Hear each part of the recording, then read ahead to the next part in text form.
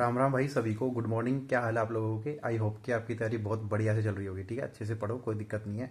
अब मेडिकल की बात कर लेते हैं कि लोको पायलट में मेडिकल कैसा होता है, किस स्टैंडर्ड का होता है। ठीक है, तो देखो, A1 कैटेगरी का मेडिकल आता है। अब A1 सोच के ऐसे डरना मत कि क्या होता है A1, इतना इस चीज़ में जाओ मत, और इतना एक्सप्लेनेशन अपन को चाहिए भी नहीं है।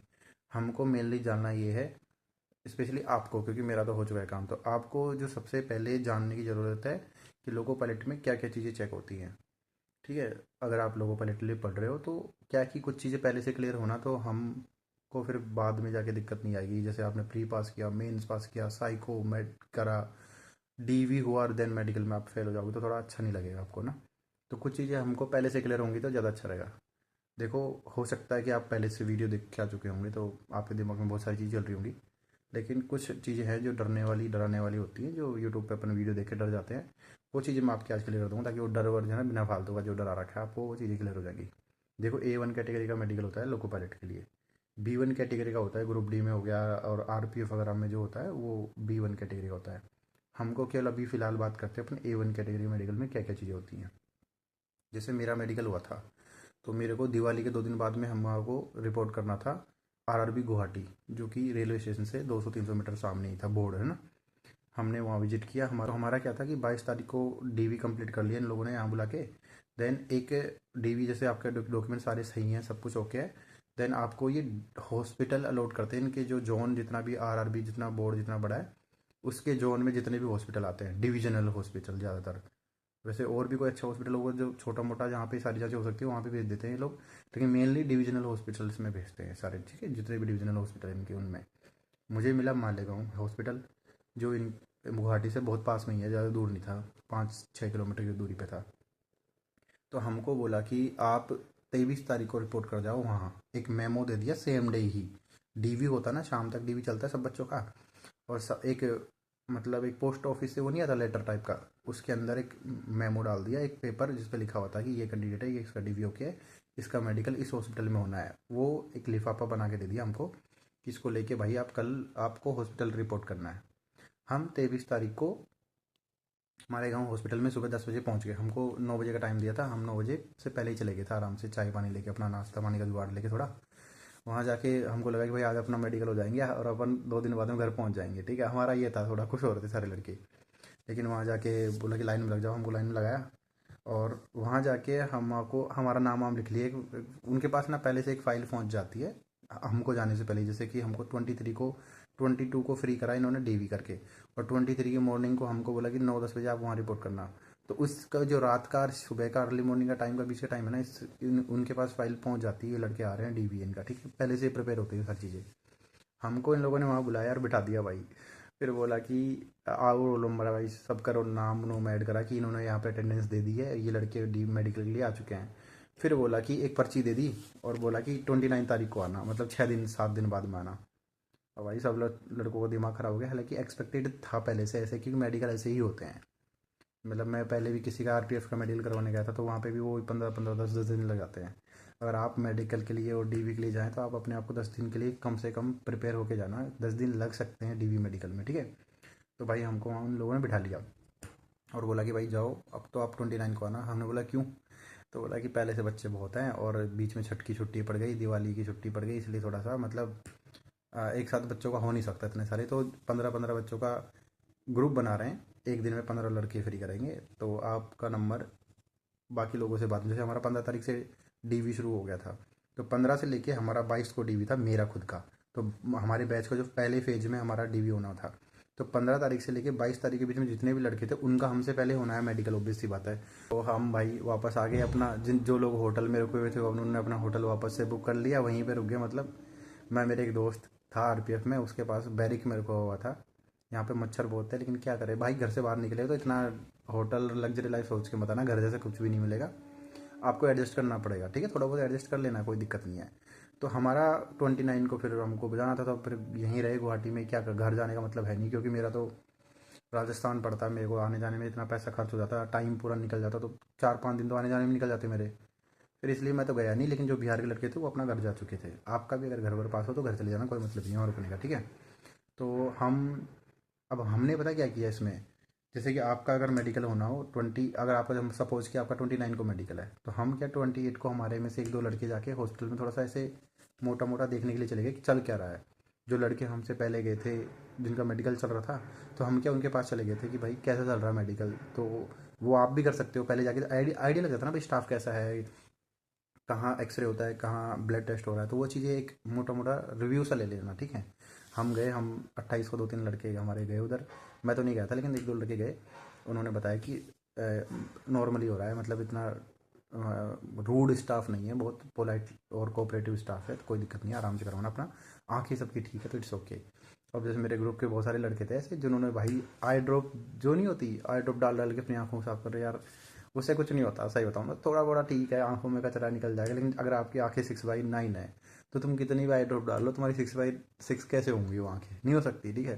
थोड़ा सा ये सेफ्टी के लिए आंखों पे चश्मा लगा लो, कोई साला कंकड़ वंकड़ नहीं आ जाए आंख में, कोई धूल मिट्टी बिना फालतू में ना, तो वो चीज़ें ना हो जाए, रेडनेस नहीं आ जाए आंखों में ज़्यादा। बाकी 6/9 तो जो आंखें हैं 6/12 आपकी आंखें, वो 6/6 तो नहीं होने वाले आई ड्रॉप से ना। अगर किसी के दिमाग में बहम हो तो निकाल लेना अपना दिमाग से। फिर हमने वो सारी चीज़ देख ली अपने मेडिकल हॉस्पिटल में, थोड़ा घूम घाम के नाश्ता पानी करके, वैसे भी पास में था ही तो थोड़ा डोल डाल के आ गए वहाँ से। उसके बाद में नेक्स्ट डे हमको बुलाया सबको, और सीक्वेंस वाइज सीरियल वाइज, ऐसा नहीं है कि जो पहले जाएगा उसका मेडिकल पहले हो जाएगा। एक सीरियल होता है उनके पास, जो डीवी के यहाँ से थ्रू बोर्ड भेजता है उनको, वो सीरियल उन्होंने भेजा हुआ था नाम के हिसाब से।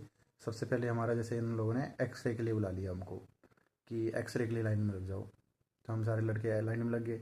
तो एक्सरे क्या करते हैं वो लोग है ना, जो चेस्ट का करते हैं बस, और बैक साइड से, आगे फ्रंट और बैक साइड से, मतलब कि अपना पीठ वाली साइड से। तो एक मशीन होती है एक्सरे की, नॉर्मल मशीन, ऐसा यहाँ लगा दिया उसको, एक प्लेट जैसा कुछ मान लो, यहाँ लगा दिया। फिर बोला कि सांस लो ऊपर, होल्ड करके रखो, 2 सेकंड में वो हो गया काम। पीछे से सांस लो, होल्ड करो, सेम वही चीज़ है ना। और अगर तुम ऐसे सोचना मेरे पैर फ्रैक्चर है, मेरा आंखों में दिक्कत है, मेरे कान में दिक्कत है, हाथ में दिक्कत है, वो सारी चीज़ चेक ही नहीं करते, ठीक है। उनको एक्सरे की बात कर रहा हूँ, एक्सरे टाइम पे वो इन चीज़ों का एक्सरे नहीं करते, केवल चेस्ट का एक्सरे करते हैं वो, ठीक है। पहली चीज़, और बहुत नॉर्मल हो जाएगा, उसमें तुम कुछ कर भी नहीं सकते कि ले भाई मतलब ऐसा कुछ, तुम्हारे कोई दिक्कत है तुम छुपा सकते हो या बता सकते हो, एक्सरे है, तुम खड़े हो, तुमको खड़ा होना जाके, मशीन अपने आप एक्सरे कर लेगी। इसके बाद में हमको बोला कि आप यूरिन टेस्ट करवा लीजिए आपका, ठीक है, यूरिन सैंपल या यूरिन टेस्ट जो भी है।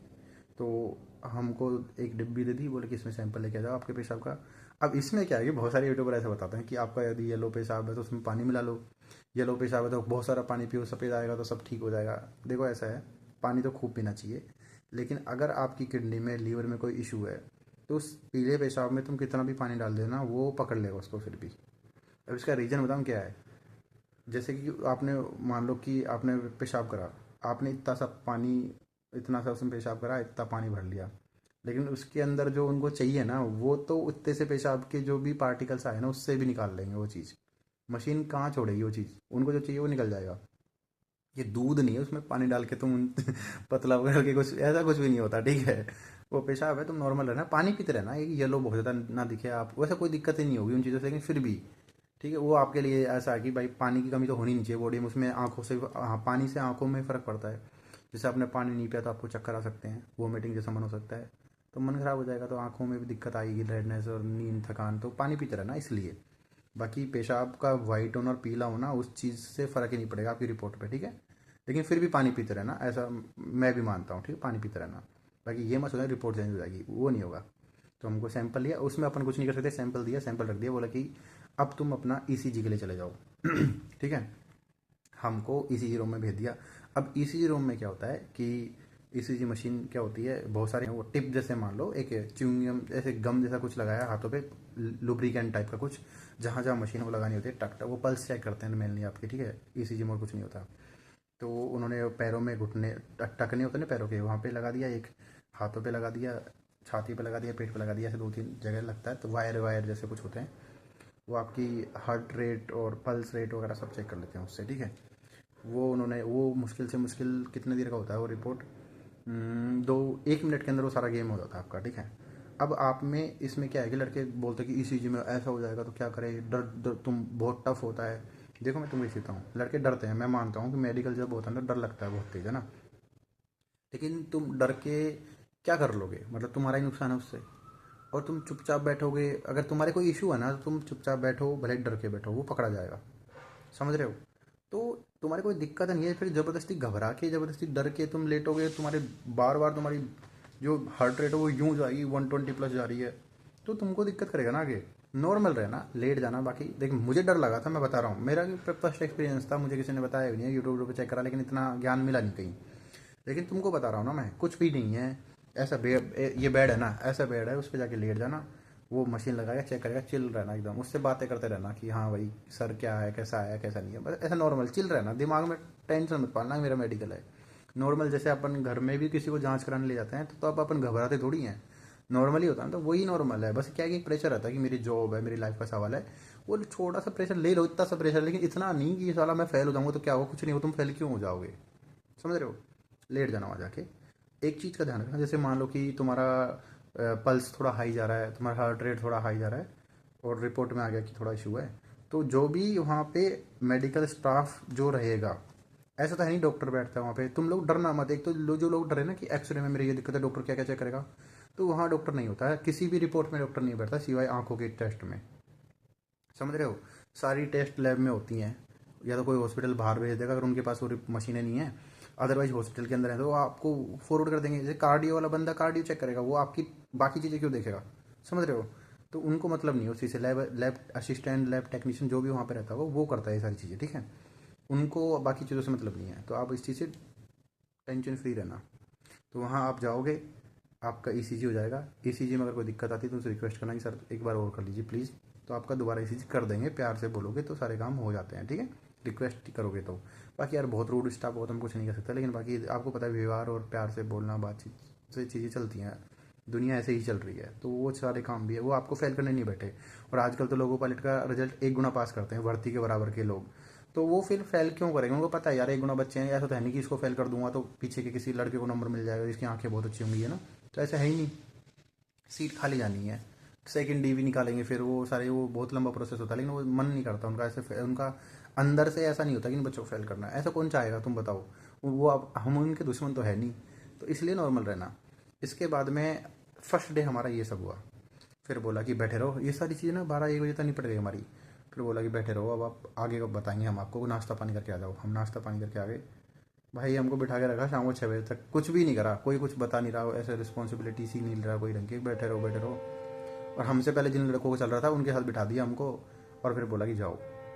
शाम को 6 बजे बोला कि जाओ। भाई इतनी देर बिठा के क्यों रखा तुम लोगों ने, हमको जब छोड़ना था तो कल बुलाना था तो छोड़ देते, हम 1 बजे हमने रूम पे जाकर आराम कर लेते, लेकिन नहीं भाई, बिठा के रखा हमको।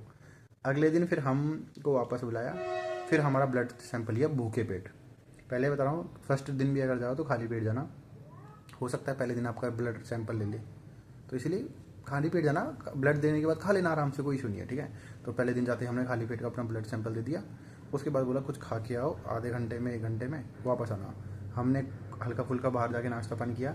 जिस दिन आपका आंखों का टेस्ट होना हो, तुम्हारा मेडिकल 2 दिन चल रहा है, 3 दिन, ध्यान रखना खाना दबा के मत खाना, पहले बता रहा हूँ। जैसे तुमको बोलेंगे वो भूखे पेट ब्लड सैंपल लेंगे, फिर बोलेंगे खाना खा के आओ, खाना खा के आपका ब्लड सैंपल लेंगे।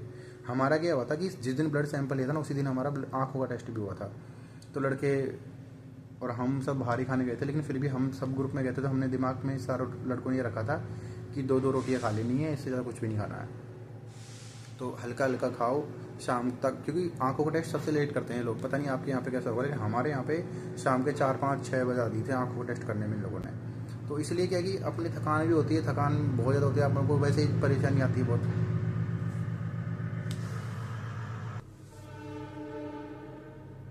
तो फिर हमारा सेकंड डे, मतलब कि जब ब्लड टेस्ट हो गया उसके बाद में हम आपको ले गए ऊपर आँखों को टेस्ट कराने के लिए।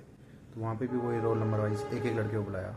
बाकी सारे सैम टेस्ट होते हैं उसमें क्या करते हैं, ग्रुप में लड़के बुला लेते हैं, लेकिन इसमें हमको एक एक लड़का जाना बुलाया अंदर रूम के अंदर। तो रूम के अंदर एक डॉक्टर रहता है, एक असिस्टेंट था हमारे रूम के अंदर, जहाँ हमारा डार्क रूम होता है, जिसको डार्क रूम टेस्ट बोलते हैं। क्या क्या होता है, बहुत सारे सवाल होते हैं ना डार्क रूम में, क्या क्या होता है, ये सारी चीज़ें हैं, ऐसा कुछ नहीं होता, मैं तुमको बता दूंगा सब कुछ।